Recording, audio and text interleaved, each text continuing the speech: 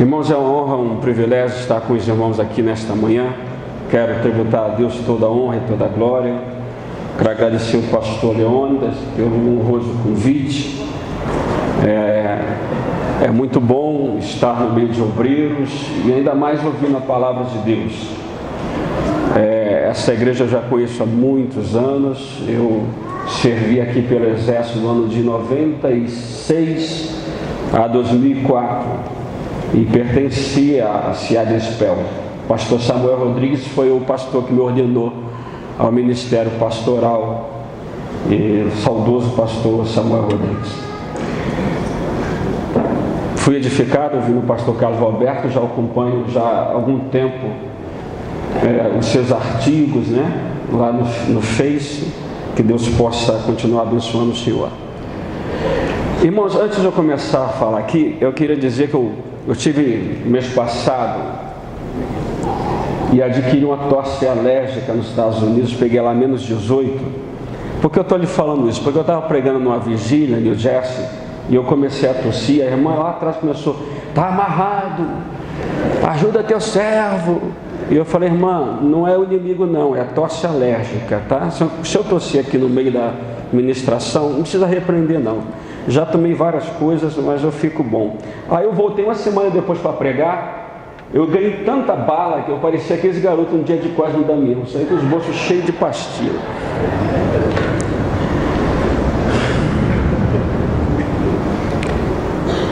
Alguns anos eu estava lendo um livro e no prefácio o escritor fazia a seguinte pergunta: para você, leitor, qual é o lugar mais rico do mundo? Quando eu li isso, vieram algumas respostas à minha mente. Eu pensei a primeira resposta na Amazônia. Eu, como oficial do Exército, estive algumas vezes fazendo operações na Amazônia.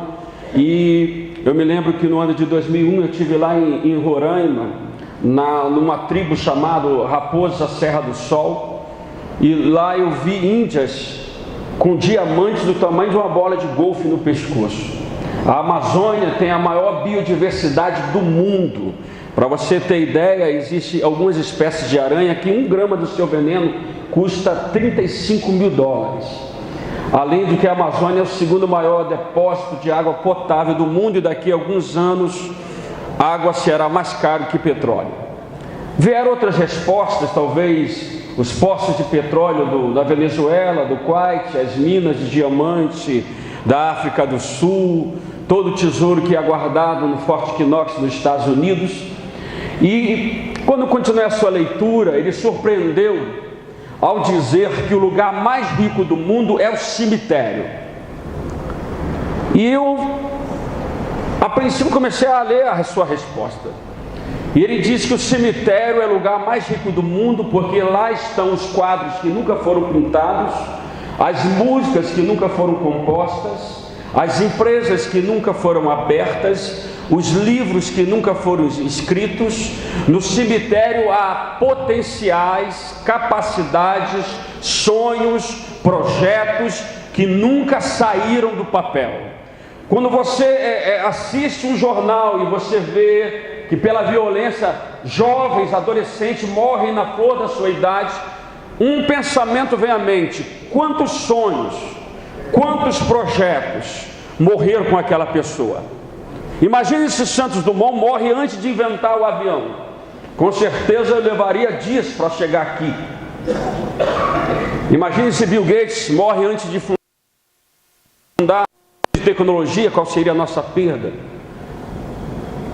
Imagine se Mozart morre antes de escrever as suas sinfonias. Os grandes escritores, Carlos Drummond de Andrade, morrem antes de escrever os seus livros. Qual seria? Paulo morre antes de escrever as cartas. A gente perderia quase a metade do Novo Testamento. Então não tem como se colocar um preço, um valor, num sonho, num projeto, numa capacidade de uma pessoa. E Deus dentro de cada um, Deus colocou o potencial. O que é potencial? Potencial é tudo que você deveria ser, mas não é. Potencial é tudo que você deveria fazer, mas ainda não fez. Potencial é tudo que você deveria ter, mas ainda não tem. Porque é uma capacidade que ainda não se desenvolveu. O irmão do som, onde você está? Não diminuiu aqui meu retorno, não, que meu ouvido é... Onde eu vou eu arrumo confusão com o sonoplasta. Tá bom? Aumenta, mas só que o som da igreja você controla, mas o meu... Senão eu começo a aumentar a voz, daqui a pouco eu estou rouco. Tá? Depois eu pago um café para você. Tá? Tranquilo? Irmãos, Deus colocou dentro de nós o potencial para quê? Para fazer a nossa vontade, para realizar grandes projetos? Não. Deus colocou uma capacidade, o potencial dentro de nós para cumprir os seus propósitos. Deus não é um gênio da lâmpada, Ele não está sentado no seu trono, cercado de glória, para fazer a nossa vontade. Você não esfrega 3 vezes Deus, faz 3 orações e Ele faz aquilo que você quer. Não. Deus está no céu e nos capacitou para cumprir os seus propósitos.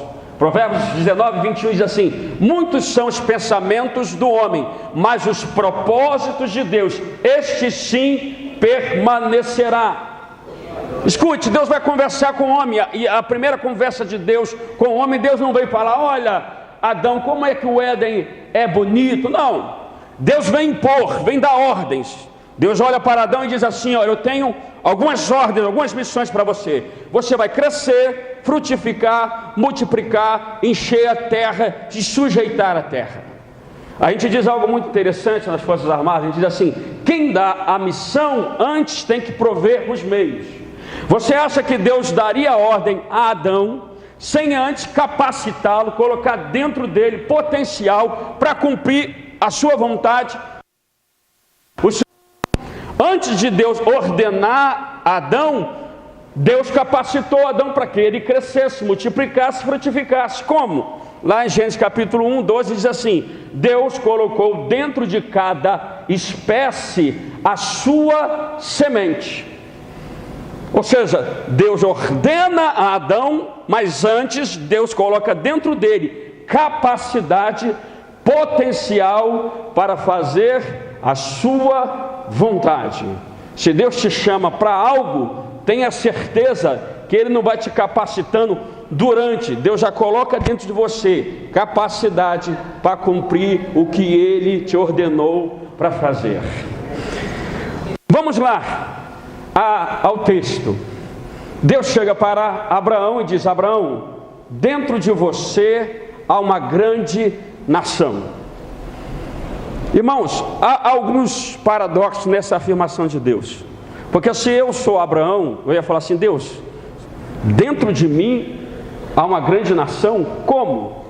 Se eu não tenho um filho, se eu nem comecei ainda. Como é que pode ter dentro de mim uma nação se eu não comecei nem o primeiro?